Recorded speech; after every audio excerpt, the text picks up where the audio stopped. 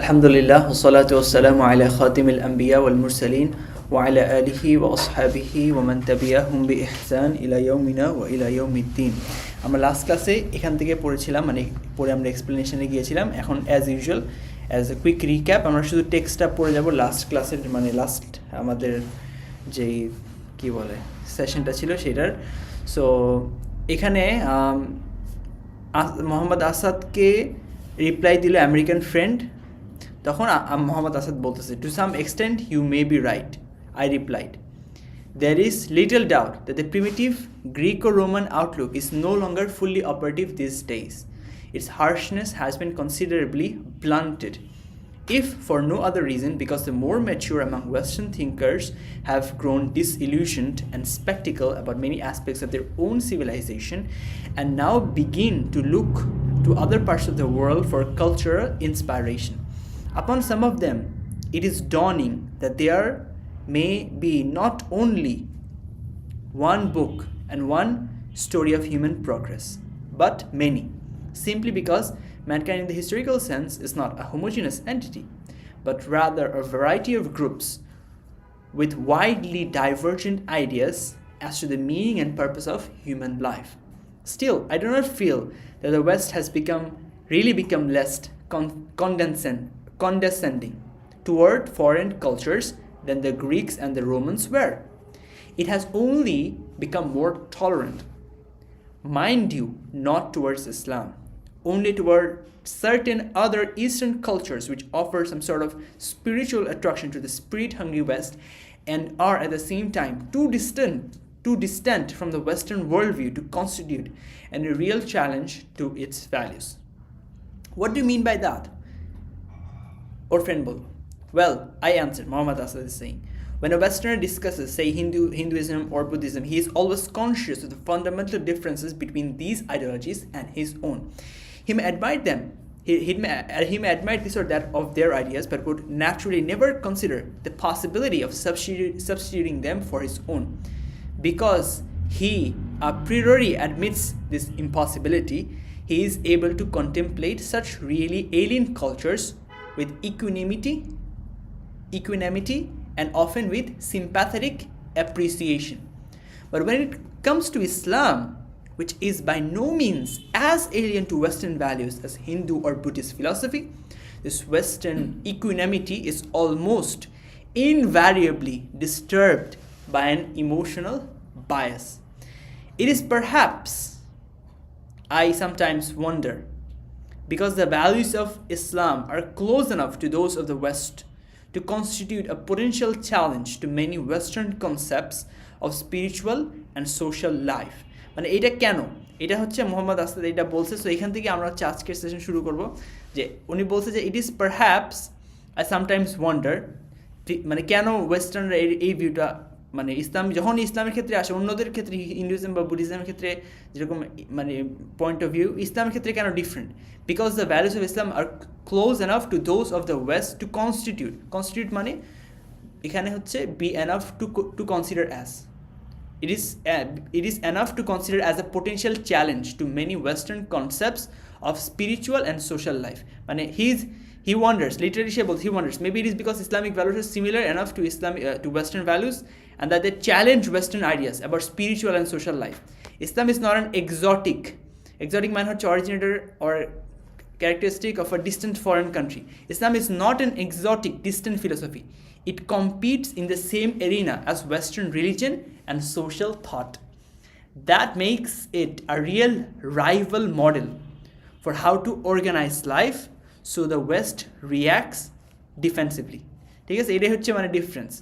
তো এখান থেকে আজকে পড়বো। তো এখানে বলতেছে, এখানে আসলে আমি একটা ডিফার করি একটা বিষয়, সেটা হচ্ছে যে এখানে কিন্তু বলতেছে ওয়েস্টের যে রিলিজিয়াস ফিলোসফিটা ইসলামের সাথে কিছুটা অ্যালাইন। রিলিজিয়াস বলে নাই, না অ্যালাইন বলে না, বলছে যে they deal in the same arena, same এরিনাতে কথা বলে। যেমন ওয়েস্টার্ন হিন্দুইজম বুদ্ধিজম এরা কিন্তু সমাজতন্ত্র সোসাইটি কীভাবে করতে হবে এগুলো নিয়ে বেশি একটা কথা বলে না। তারা তাদের খালি আধ্যাত্মিক স্পিরিচুয়াল কিছু একটা রিচুয়াল দেখায় যে ওরা এটাকে অ্যাট্রাক্টিভ ফিল করে। কিন্তু ইসলাম কি বলে, রাষ্ট্র কীভাবে পরিচালিত করতে হবে, কী কী লস করতে হবে, চুরি করলে হাত কেটে দিতে হবে, এইসব সেম এরিনা মানে তারা যেটা নিয়ে ইন্টারেস্টেড এইসব সেম এরিনাতে কথা বলে তারা তখন interested কেন? মানে তারা ইন্টারেস্টেড কেন তাদের লাইফ মানে মানে তাদের রিলিজিয়ন কি এটা তাদেরকে শিক্ষা দেয়?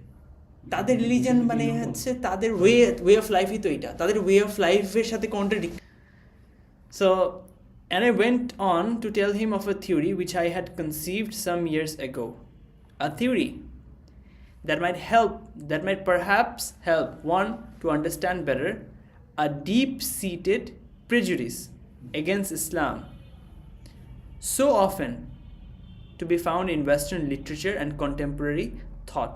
আচ্ছা সো কনসিপ্ট মানে হচ্ছে মানে form or device plan in the mind আর ডিভাইস মানে তো বললাম প্ল্যান অর ইনভেন্ট কি complex procedure by careful thought so এখানে আসাদ বলতেছে যে তার ফ্রেন্ডকে বলতেছে আমি একটা থিওরির কথা বলবো তোমাকে যেটা সে মানে he develop years earlier this theory might help explain যে এই যে ডিপ রুটেড প্রিজুডিসটা আছে ওয়েস্টের এগেনস্ট ইসলাম এটা কোত্থেকে আসছে that appears in western books and modern thinking.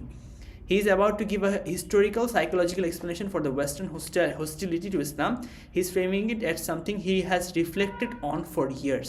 তার মানে নট আ কুইক ওপিনিয়ন মানে একটা জিনিস ফার্স্ট টাইম চিন্তা করলে দেখা যায় যে কিছু ফ্ল থাকতে পারে এটা অনেক ওভার দ্য ইয়ার্স আপনি চিন্তা করে তারপরে এটা মানে ভেবে শুনে বলতেছেন মানে কোথায় জানি আমি এটা শুনছিলাম যে মানে কথা বলার আগে একটু চিন্তা করে কথা বলতে হবে.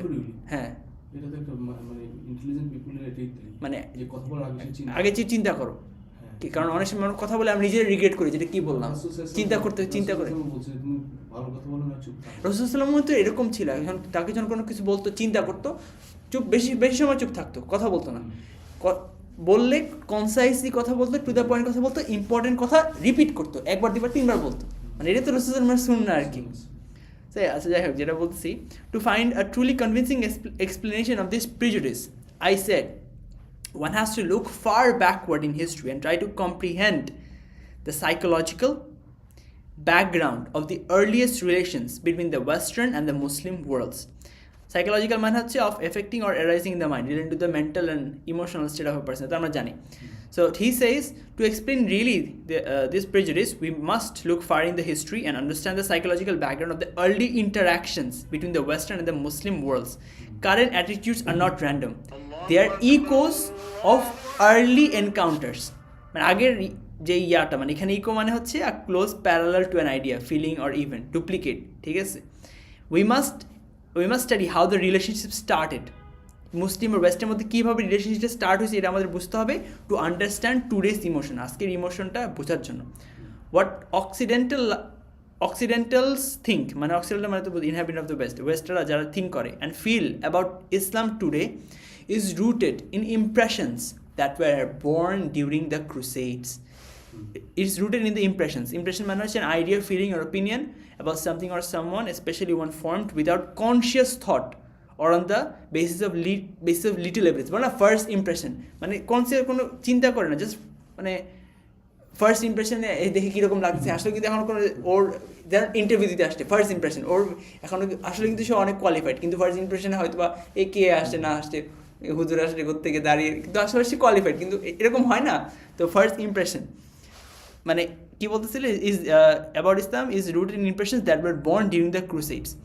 So literally he says what Westerners think and feel about Islam today is based on impressions that originated in the time of the Crusades. Crusades are basically each of the series of medieval military expeditions made by Europeans to Holy Land in the 11th, 12th and 13th centuries. মানে series of war কে বোঝায় আর কি. So the mental image of Islam in the Western mind comes strongly from the period. Crusade বলতে আসলে ইয়েতে সালাউদ্দিন আইয়ুবীর পরে যে ওরা ফিলিস্তিনকে দখল করে নিল মানে এটা তো অনেকগুলো যুদ্ধ চলছে first crusade second crusade Ayub রাহিমাহুল্লাহ কিন্তু 1000 সালের 1100 সালের দিকের ঘটনা. আচ্ছা এই 1100 থেকে তোমার 1900 সাল পর্যন্ত একটানা যুদ্ধ চলছে. হ্যাঁ প্রথম মহাযুদ্ধ যুদ্ধের মাধ্যমে এটা কনক্লুড হয়েছে. এই যে ফার্স্ট সেকেন্ড থার্ড ক্রুসেড এগুলো আর কি চলতে আছে ইভেন এই প্রত্যেকটা বিষয় series connected. So the mental image of Islam in the Western mind comes strongly from the period when Christians and Muslims were in holy war. So the image is wrapped by conflict, propaganda and fear. মানে wrapped মানে এখানে বিকৃত বলছে এখানে আমি জানি না abnormal আর distorted, ইমেজকে ডিস্টোর্ট করা হয়েছে। র্যাপিং করা বলে না, পেপার র্যাপিং করা, একটা বইকে র্যাপিং করে, একটা গিফটকে র্যাপিং করে, তো wrapped of conflict by conflict, মানে কনফ্লিক্টের দ্বারা র্যাপিং করা হয়েছে। Conflict, propaganda and fear. Propaganda Bangla কি প্রজ্ঞাপন বলে? না, প্রোপাগান্ডা হচ্ছে একটা তোমার information specially of biased or misleading nature used to promote a particular cause, doctrine, মানে আমার নিজের ভিউকে সাপোর্ট করার জন্য আমি একটা প্রোপাগান্ডা চালাইলাম। হ্যাঁ, the crusades exclaimed my friend, কি বলতেছো তুমি? You don't mean to say that what happened nearly 1,000 years ago could still have an effect on people of the 20th century? Exclaim মানে হচ্ছে cry out suddenly, surprise, strong emotional pain. His friend is surprised. The crusades, what are you saying? Are you saying events from almost 1,000 years ago can still influence people today? The friend believes that modern people are free from such old history. He said Asad claims are almost unbelievable. মানে তার friend এটা বললো, but it does. Asad বলতেছে, I know it sounds incredible, but don't you remember the incredulity? Incredulity মানে হচ্ছে the state of being unwilling or unable to believe. মানে এটা তো বিশ্বাস করার মতন না, কিন্তু আসলে সত্যি।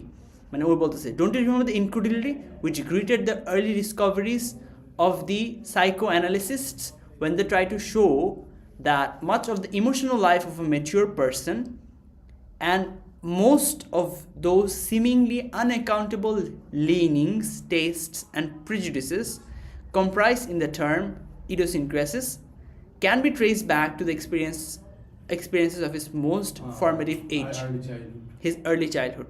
So এখানে বলছে যে, দেখেন বলছে যে greeted, which greeted the এখানে greet মানে হচ্ছে সালাম দেওয়া, greet মানে হচ্ছে receiver acknowledge something in a specified way, R psychoanalyst মানে হচ্ছে বলছিলাম যে who practice psychoanalysis.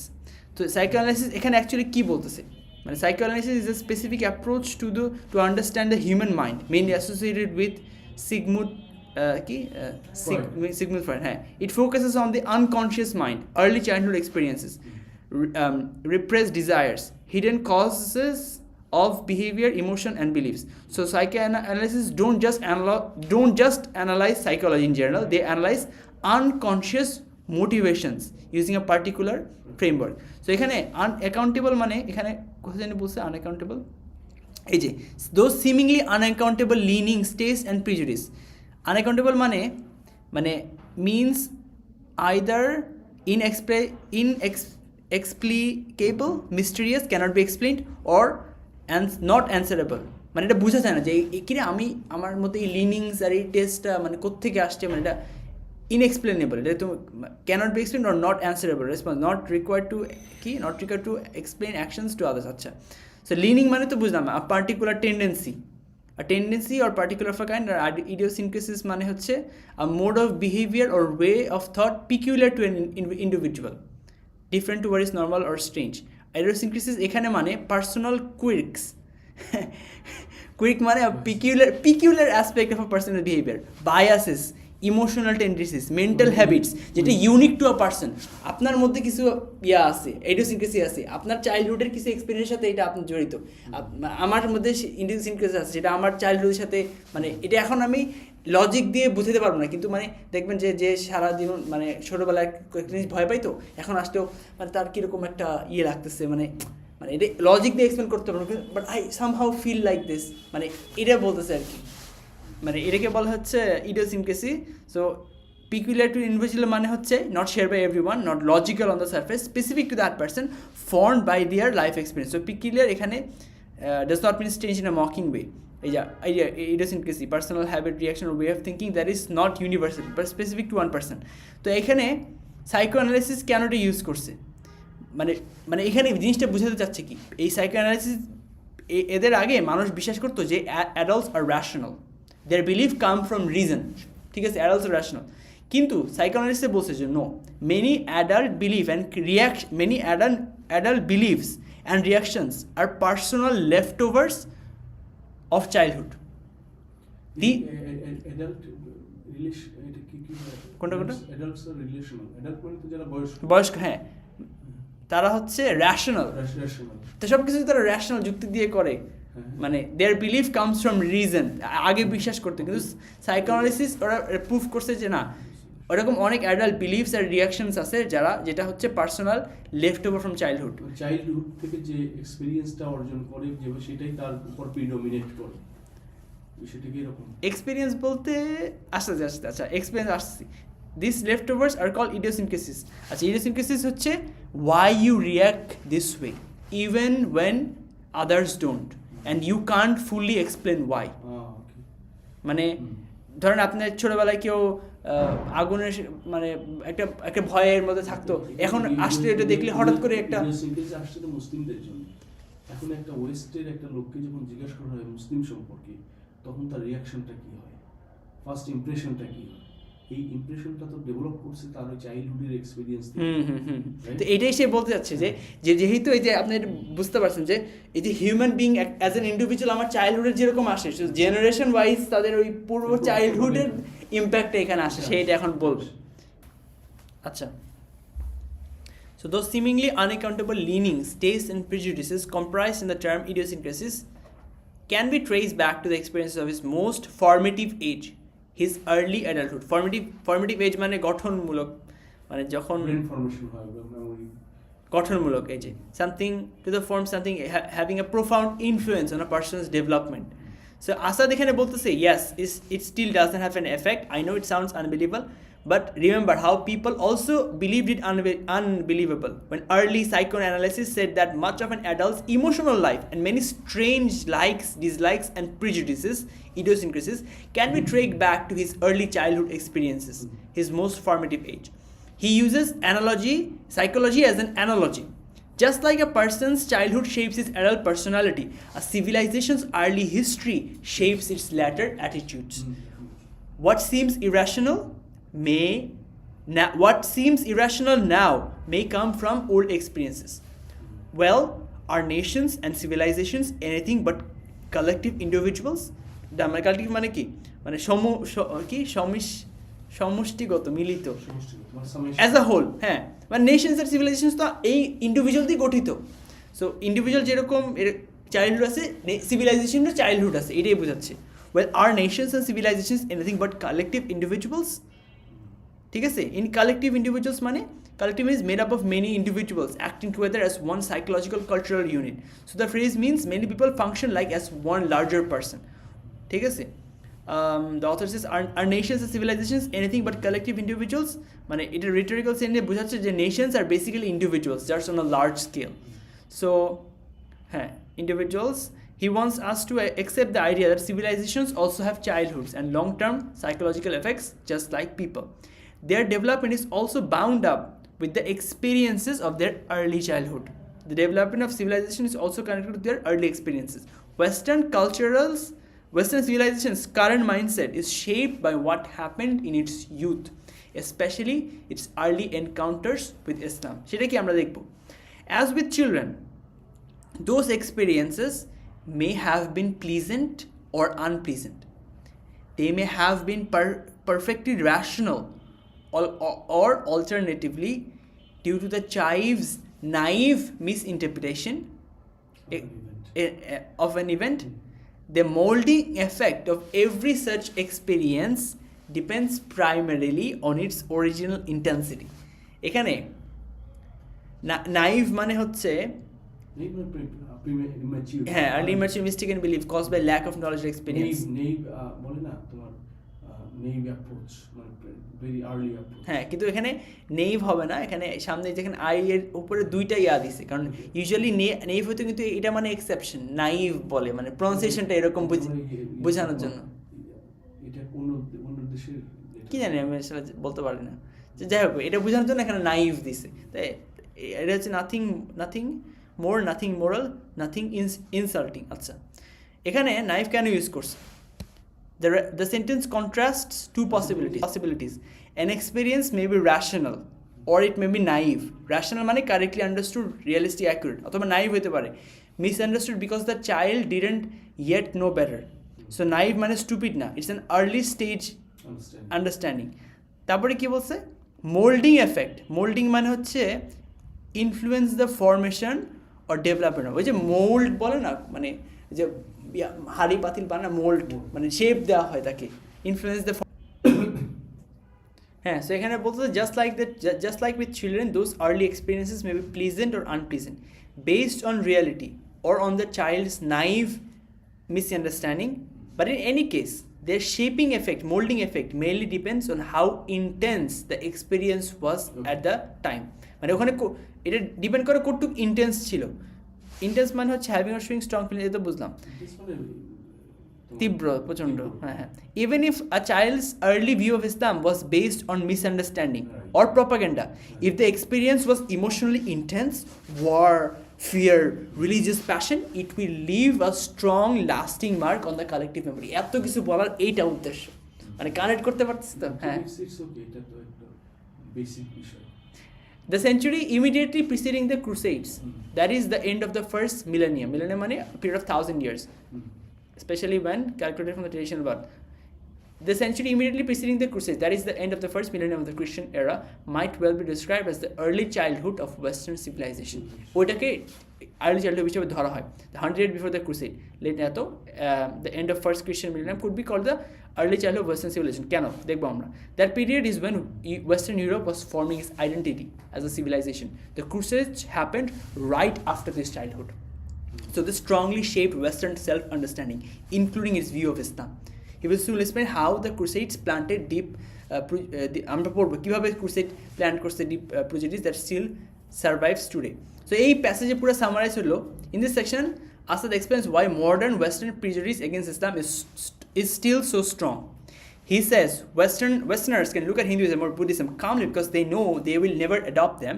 They feel no threat, so they can admire from a such distance. But Islam is close enough to Western religious and social ideas that it become a serious rival. So emotions and bias enter. To understand this, Asad takes us back to the Crusades, which happened when Western civilization was in its childhood. The intense religious wars and hostile portrayals of Islam from that time created a powerful emotional picture of Islam as the enemy, like a traumatic childhood memory in a person. That early experiences still shapes how Western civilization, even unconsciously, reacts to Islam today. এটা হচ্ছে পুরোটা summary. তো এখন I proceeded to remind my friend, himself as an historian, that this had been the age when for the first time since the dark centuries that followed the breakup of imperial rule, imperial মানে related to an empire, Rome সাম্রাজ্য যখন ভাঙছে, Europe was beginning to see its own cultural way. Dark এজের পরে এই first তখন আবার revival হচ্ছিল। Asad reminds that this period just before the Crusade was the time when the first time since the dark centuries after the falling of the Roman Empire, Europe had started to discover its own cultural path.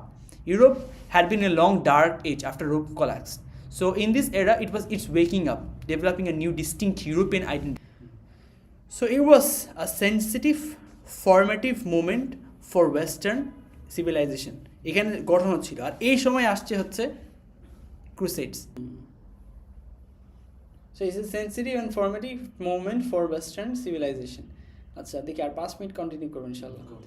Independently of the almost forgotten Roman heritage, new literatures were just then coming into existence in the European vernaculars. Vernacular মানে the language or dialect spoken by the ordinary people. তখনই আর কি স্থানীয় ভাষায় particular ওদের ভার্নিকুলারে এই নতুন literature আসা শুরু করলো তখন, independently of the almost forgotten Roman heritage. তো এখন separate from the almost forgotten Roman legacy, new kinds of literature were appearing, written in European vernaculars, local languages like French, German, etc., not Latin. আগে রোমানতে Latin ছিল। Europe wasn't just copying Rome, it was creating its own languages and stories, shaping a fresh cultural voice. This reinforces the idea of a young culture forming its identity. বুঝতে পারলাম? Inspired by the religious experience of Western Christianity, fine arts were slowly awakening from the lethargy মানে হচ্ছে কোনো lack of energy, enthusiasm, lethargy, right? ঠিক আছে, মানে awake করতেছিল তখন। Fine arts were awakening from the lethargy caused by the warlike migrations of the Goths, Huns and Avars. আচ্ছা, lethargy মানে ফিজিক্যাল স্থিতি না, কালচারাল স্ট্যাগনেশন আর কি, স্লোড intellectual and artistic development, survival replacing creativity. So art was asleep because society was busy trying not to collapse. তো মানে ওই তো তখন তো কোলাপস করার জন্য হচ্ছে যুদ্ধবিস্ত হইলে মানুষ কি তখন এইগুলাতে ফোকাস দিতে পারে? তখন হয় না। তো তখন তারপরে এখন কনসেন্ট্রেট করা শুরু করলো আর কি। সো পাওয়ার, এই যে powered by the religious experience of western Christianity, the fine arts, painting, architecture etcetera. Leonardo Vinci বলি না, হ্যাঁ হ্যাঁ, বিভিন্ন আর্কিটেকচার আমরা ইউরোপে এখন মিউজিয়ামে যাই, দেখতে যাই না, এসব painting, architecture, were slowly waking up from a kind of sleep lethargy that have been caused by the violent invasions, migrations of people like the Goths, Huns and Avars. মানে কি, এরা ইউরোপে অনেক অত্যাচার চালাইছে, যার কারণে তারা ইয়ে করতে পারে নাই। তিনটে ট্রাইব, হ্যাঁ আমি এক্সপ্লেন করছি। এই যে Goths, Huns and Avars were like nomadic, মানে সেমি নোম্যাডিক পিপল, যারা খালি একবার থেকে একবার ঘুরতো খালি, who invaded parts of Europe রাফলি before 300 to 600 CE, contributing to the political chaos and cultural disruption after the fall of the Roman Empire. Roman Empire